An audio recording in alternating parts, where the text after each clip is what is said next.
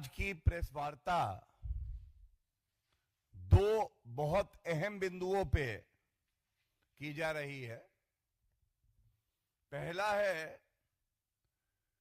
हम सब जानते हैं कि यूपीए के कार्यकाल में मालेगांव ब्लास्ट हुआ, आतंकी हमला हुआ, और अपनी विफलता को छुपाने के लिए, तुष्टीकरण की राजनीति करने के लिए कांग्रेस पार्टी ने सोनिया गांधी के इशारे पर राहुल गांधी को खुश करने के लिए हिंदू आतंकवाद, सैफरन टेरर का आविष्कार कांग्रेस हेडक्वार्टर में कर दिया। आज बॉम्बे उच्च न्यायालय ने 2 जजेस की खंडपीठ जो 4 आरोपी थे जिनके खिलाफ चार्ज फ्रेम हुए थे, उसको रद्द कर दिया है, क्वॉश कर दिया है। यह पहला विषय है। दूसरा विषय पश्चिम बंगाल को लेके है, जिसमें हमने देखा किस तरह से ममता बनर्जी ने ईडी की जांच कोयला घोटाले में करने जो अफसर गए थे, उनको जांच करने से रोका। जो साक्ष्य थे, एविडेंस था, उसको नष्ट करने का प्रयास किया। ये तस्वीर मेरे हाथ में है। ये आपको याद दिलाएगी किस तरह से ममता बनर्जी, जो आज पर्याय बन गई है जंगल राज का, अराजकता की मूर्ति, जंगल राज का प्रतीक जिन्हें कहा जा रहा है, इनको सुप्रीम कोर्ट से सुप्रीम फटकार लगी है। ऐसी फटकार लगी है, ये कहना गलत नहीं होगा कि अगर थोड़ी सी भी रत्ती भर शर्म ममता बनर्जी जी में बाकी है, तो इन्हें तुरंत अपने मुख्यमंत्री पद से इस्तीफा दे देना चाहिए। और ये मैं नहीं कह रहा हूं, मैं सर्वोच्च न्यायालय का ये मामला आज सुना जा रहा था। सबसे पहले मैं प्रेस वार्ता में जो सर्वोच्च न्यायालय के न्यायाधीशों ने कहा है, ये 2 जजेस की खंडपीठ थी, मैं आपके समक्ष जो उन्होंने कोर्ट में कहा है ममता बनर्जी के लिए, वो रखना चाहूंगा। जस्टिस पीके मिश्रा जी और जस्टिस एनवी अंजारिया जी, ये सख्त टिप्पणी, पहले अंग्रेजी में फिर उसमें हिंदी में अनुवाद जो किया है वो आपके समक्ष रख रहा हूं। ये जो ममता बनर्जी भाग के गई, ईडी जांच को रोका, ये तस्वीर जो मैंने दिखाई, कुछ साक्ष्य, कुछ फाइलें, कुछ प्रमाण वहां से उठा लिया, ईडी ऑफिशियल्स को रोका, तो इस पे सर्वोच्च न्यायालय क्या कह रहा है? पहला टिप्पणी है, this is per se an act committed by an individual who happens to be the chief minister keeping the whole democracy in jeopardy. लोकतंत्र को खतरे में डाल रही है अराजकता की मूर्ति, जंगल राज का प्रतीक ममता बनर्जी। रक्षक भक्षक बन गया। और हिंदी में अगर कहें, यह अपने आप में एक ऐसा कृत्य है जो मुख्यमंत्री द्वारा पूरे लोकतंत्र को खतरे में डालने के लिए किया गया है।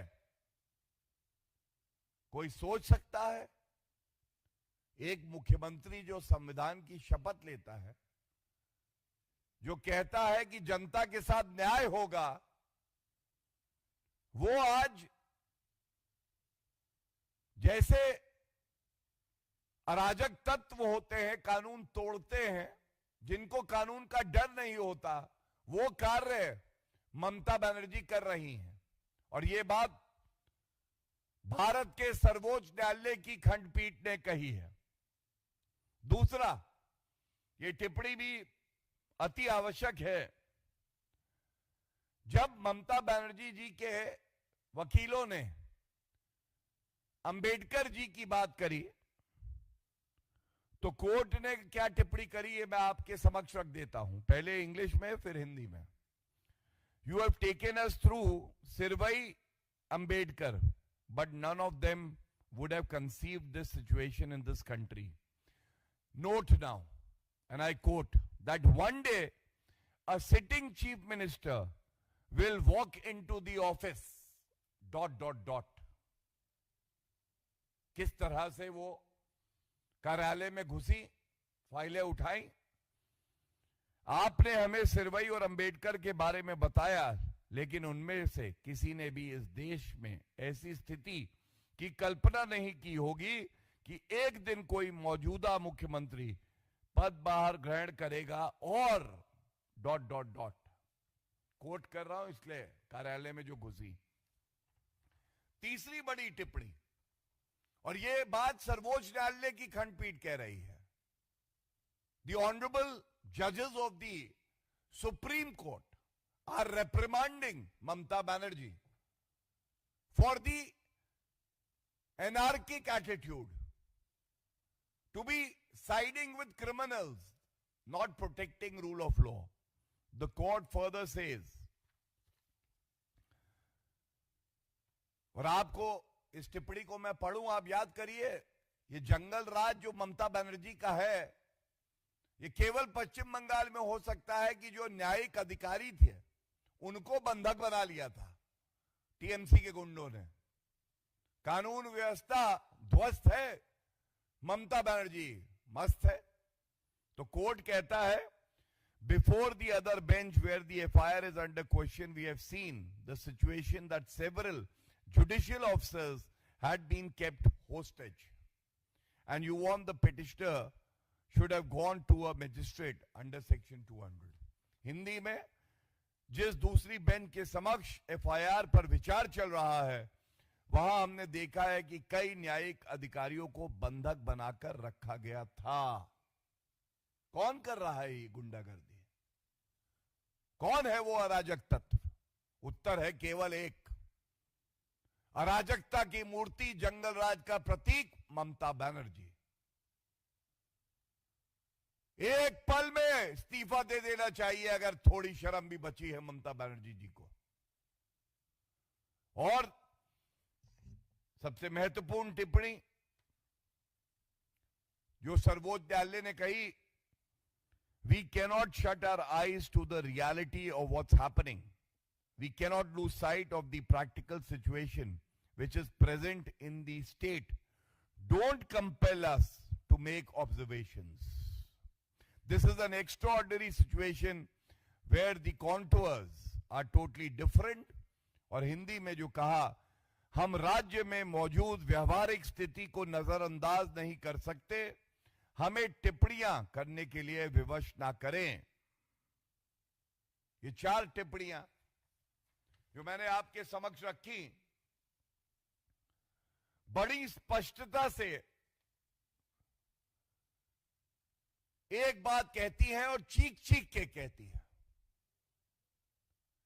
कि आज पश्चिम बंगाल की जो जनता है, उसको अगर किसी ने ठगा है, लूटा है, तो वो ममता बनर्जी जो मुख्यमंत्री हैं। और हम सब जानते हैं कि कल पहले चरण का मतदान है पश्चिम बंगाल में। पश्चिम बंगाल की जनता त्रस्त है, वो सोच नहीं सकती थी कि एक मुख्यमंत्री रक्षक से भक्षक बन जाएगा।